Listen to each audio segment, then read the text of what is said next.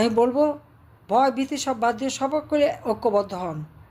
এই দুঃশাসন হাত থেকে আমাদের মাতৃভূমিকে রক্ষা করেন।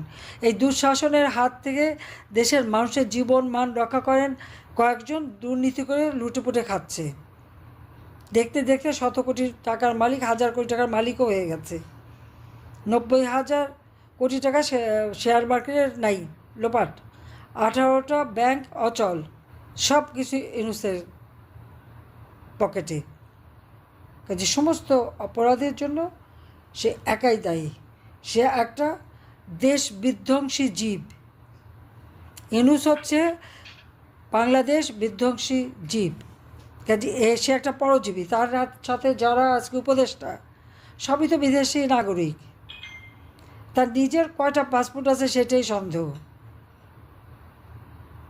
কাজে এর হাত থেকে এই বিধ্বংসী জীবের হাত থেকে, যার নাম ডক্টর ইউনূস, ফ্যাসিস্ট, তার হাত থেকে দেশকে রক্ষা করার জন্য সকলকে ঐক্যবদ্ধ হয়ে নামতে হবে।